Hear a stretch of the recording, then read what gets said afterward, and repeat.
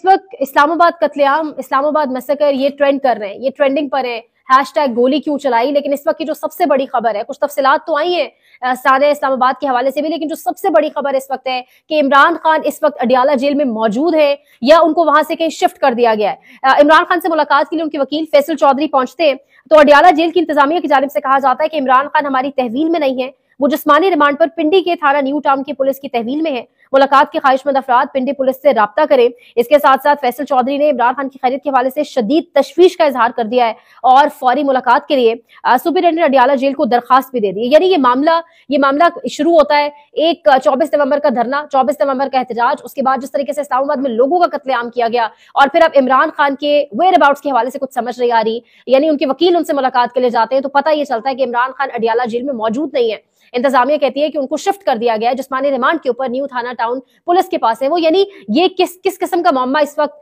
एक क्रिएट हो चुका है और इमरान खान इस वक्त किसके पास है, मुलाकात अगर होती है तो वो कहां मौजूद है। इससे कबल भी हमने देखा और फैसल चौधरी ने आज इस चीज का इजहार किया, जहां पर उन्होंने तशवीश का इजहार किया और कहा कि इमरान खान की खैरियत फौरन बताई जाए, उनसे मुलाकात करवाई जाए। वहीं पर उन्होंने कहा कि इससे कबल भी मेरे क्लाइंट को 36 घंटे बगैर किसी बिजली के एक कमरे में बंद रखा गया, जहां से उसको किसी किस्म की मूवमेंट का राइट भी नहीं था। इस टाइम खान साहब कहां है, ये एक सबसे बड़ा सवाल है। यहाँ पर एक और चीज बड़ी गौर तलब है, अगर कहा जाए तो ये एक कानूनी मामला भी है कि इमरान खान को जब तोशाखाना 2 केस के बाद रिहाई हुई और उसके बाद जो उनके ऊपर जलाओ घिराव केस, जिसमें न्यू थाना टाउन वाले केस में जिस पर उनको फिल वक्त गिरफ्तार किया गया है, उस केस के हवाले से बाकायदा तौर पर अदालत ने जिस जेल के अंदर मौजूद है उसी को थाना डिक्लेयर कर दिया था। क्योंकि हमने देखा इससे कबल भी जब इमरान खान को कहा गया मुख्तलिफ अदालतों में पेश करने के लिए, इवन उनको वीडियो कॉल पर पेश करने के लिए कहा गया, तो हमेशा ये कहा जाता था कि सिक्योरिटी खदशात हैं। तो सिक्योरिटी खदशात के बायस गालिबन अदालत की जानिब से ये स्टेप उठाया गया और ये कदम उठाया गया और इमरान खान जिस जेल के अंदर मौजूद है उसी को थाना डिक्लेयर किया गया। तो इस वक्त इमरान खान को कौन से कानूनी मामलात या कौन से कानूनी तकाजे थे जिनको पूरा करते हुए शिफ्ट किया गया, ये एक बहुत बड़ा सवाल है और इस वक्त इमरान खान कहां है। लेकिन इसी के साथ जो ये तमाम मामलात इंटर रिलेटेड है, 24 नवंबर वाला धरना और सानिया 27 नवंबर, 26 नवंबर की रात और 27 नवंबर जो सानिया इस्लामाबाद के अंदर हुआ, उसके हवाले से अब इस वक्त बहुत तशवीशनाक किस्म की खबरें आ रही हैं। यानी आप इस वक्त जितने भी पाकिस्तान तहरीक इंसाफ के ऑफिशियल अकाउंट्स हैं उनको देखें, या आप जितने भी सहाफी हैं जो ग्राउंड के ऊपर एक्टिव रहे इस तमाम तर एहतजाज के दौरान, उन तमाम तर सहाफियों के अकाउंट्स को उठाकर देखें तो आपको एक एक छोटे छोटे शहर के अंदर से 20-20, 25-25 लोगों की लिस्टें नजर आ रही है जो गायब है, जिनके हवाले से कोई मालूमात नहीं, उनकी वेयर अबाउट्स का नहीं पता, उनकी फैमिलीज परेशान है। आज सुबह किसी ने एक पिक्चर शेयर की हुई थी कि एक डॉक्टर ने अपनी आइडेंटिटी को एनोनिमस रखते हुए, अपनी आइडेंटिटी को छुपाते हुए बाकायदा तौर पे बताया कि एक नौजवान जिसकी लाश हमारे सामने पड़ी थी, उसकी जेब से महज 570 रुपए, एक मोबाइल फोन और मोबाइल फोन के ऊपर 41 यानी 41 मिस्ड कॉल्स अम्मी के नाम से और उसके साथ साथ भुने हुए चने मौजूद थे। यानी ऐसी अवाम के ऊपर, निहत्ती अवाम के ऊपर गोलियां चलाकर और फिर अब उनकी लाशों को जिस तरीके से कहा जा रहा है, मुख्तलिफ सहाफी रिपोर्ट कर रहे हैं कि उनकी लाशों को जिस तरीके से गायब किया जा रहा है, कुछ ऐनी शाहिदीन भी इस हवाले से बता रहे हैं। इसके साथ साथ जितने भी आप इस वक्त उठाकर अकाउंट्स देखें, मुख्तलिफ लोगों की तस्वीर है, लोगों के पते मौजूद है, नाम मौजूद है कि लोगों के वेयर अबाउट्स का नहीं पता वो लोग कहां पर हैं और कहा जा रहा है कि इनके हवाले से मदद की जाए। अब इस वक्त शहबाज गिल का एक ट्वीट है और वो कह रहे हैं कि हमारा अंदाजा गलत था, कत्लो गारत कहीं की तादाद बहुत ज्यादा है। अब अंदर से बात पता चल रही है कि यह तादाद सैकड़ों में हो सकती है। यानी जो कत्लो गारत जिसके हवाले से कहा जा रहा था तादाद 40 हो सकती है, शुरू में तादाद कहीं पर 8 आई पाकिस्तान तहरीक इंसाफ, और अब शहबाज गिल साहब कह रहे हैं तादाद सैकड़ों में जा सकती है।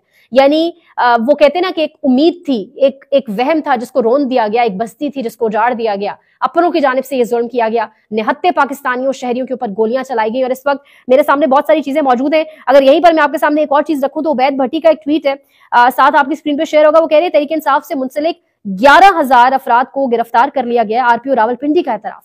यानी किन मुकदमात के तहत, कितने सिवियर मुकदमात अब इन लोगों पर डाले जाएंगे, किस तरीके से इनकी रिहाई मुमकिन हो सकेगी। अब यहीं पर ये एक चलेगी वीडियो आपके साथ स्क्रीन के ऊपर, इसको देखिएगा।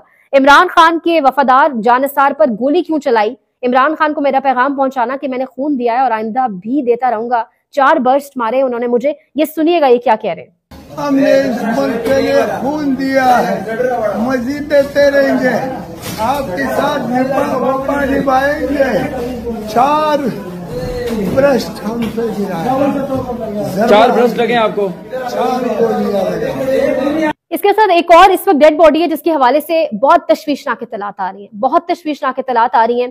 हामिद मीर का ये ट्वीट भी मैं आपके सामने रखूंगी और इसके साथ साथ बहुत सारे सहाफी इस डेड बॉडी को आइडेंटिफाई कर चुके हैं। बहुत सारे सहाफी जो ग्राउंड के ऊपर जाके काम कर रहे हैं वो बाकायदा तौर पे वीडियोस उनके पास मौजूद है। इस टाइम वो वीडियोस पाकिस्तान तहरीक इंसाफ भी पोस्ट कर रही है, वो सहाफी भी लगा रहे हैं। डीजी खान से ताल्लुक रखने वाले शफीक लोन के भाई इस्लामाबाद में हैं और पोलिस क्लिनिक इंतजामिया से दरखास्त कर रहे हैं कि इनकी डेड बॉडी दी जाए, लेकिन डॉक्टरों ने कहा है कि अगर वो पीटीआई के मकतूल कारकुन की डेड बॉडी इसके लवाहिकीन के हवाले करते हैं तो वो नौकरी से हाथ धो बैठेंगे। यानी पिम्स अस्पताल के इस वक्त अगर आप देखा जाए ऑफिस बॉय से लेकर हाई लेवल तक किसी भी शख्स को बाकायदा तौर पे खामोश करवा दिया गया है। पिम्स अस्पताल की सिक्योरिटी भी कुछ सिविल कपड़ों मलबूस लोगों के हवाले कर दी गई है। इसी तरह से पोलिस क्लिनिक के हवाले से भी खबरें आ रही है, यानी लाश हवाले करने के लिए आपको कोई इजाजत चाहिए। डॉक्टर्स इस मुल्क के अंदर जिनका पेशा क्या था उनको बाकायदा तौर पर इन तमाम तर चीजों से रोका जा रहा है। अजहर मशवानी ने भी इस हवाले से बाकायदा तौर पर ट्वीट किया इसी शख्स के हवाले से। उन्होंने कहा कि ये शहीद सरदार शफीक खान का जज्बे खाकी लेने के लिए इनकी फैमिली और इनके वकील गुलबाज मुश्ताक को उन्होंने टैग भी किया।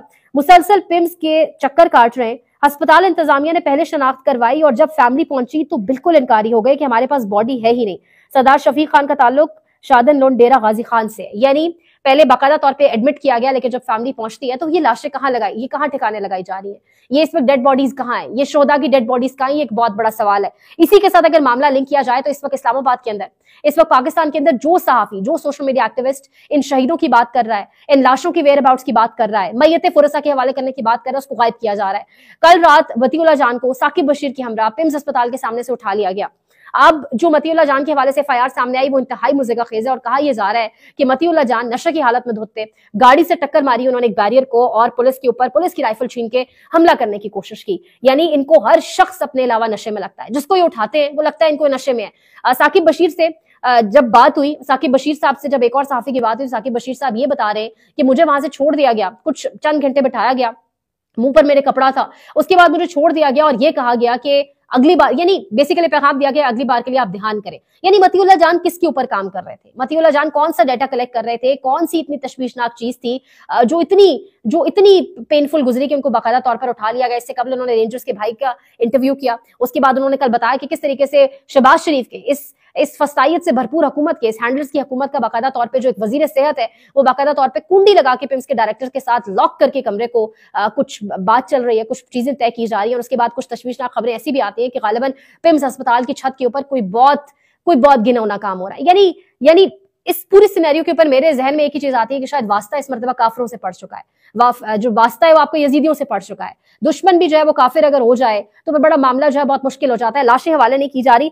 अब मतीउल्लाह जान की गिरफ्तारी के साथ एक और खबर आती है कि शाकिर महमूद अवान को भी लाहौर से उनके घर से उठा लिया गया, अबडक्ट कर लिया गया। ज्यादा बेहतर लफ्ज है गिरफ्तारी के बजाय, क्योंकि किसी किस्म के कोई वारंट नहीं दिखाए गए, किसी किस्म के वारंट मतीउल्लाह जान को नहीं दिखाए गए, उनकी टीम को नहीं दिखाए गए, उनके घर वालों को नहीं बताया गया। बिल्कुल वैसे ही शाकिर महमूद अवान को भी उनके घर से अबडक्ट कर लिया गया, अगवा कर लिया गया।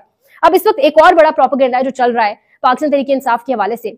इमरान रियाज खान, तमाम तर सहाफी, सदीक जान भी इस प्रोपेगेंडे की तरफ निशानदही कर रहे हैं कि एस्टैब्लिशमेंट की जानिब से, यानी मुल्क में जो एजेंसीज है उनकी जानिब से बाकायदा धमकी दी गई है पाकिस्तान तहरीक इंसाफ को। कहा गया है कि जो स्टार्ट डी चौक में हुआ, यानी जो इस्लामाबाद कत्लेआम हुआ, जो इस्लामाबाद मैसेकर हुआ, जो सन्नाटेदार रात थी, जो शायद सारी जिंदगी हमारे ज़हनों में महफूज रही, उस हवाले से आपने कोई बात नहीं करनी, उस हवाले से आपने टेलीविजन चैनल्स पर जाकर बिल्कुल खामोशी रखनी है और अटेंशन डाइवर्ट करनी है। आपने बात ले जानी है पाकिस्तान तहरीक इंसाफ के इख्तलाफात की तरफ, पाकिस्तान तहरीक इंसाफ के अंदर कितने मसले चल रहे हैं, लीडरशिप मौजूद नहीं थी इसकी तरफ। ये सुनिएगा।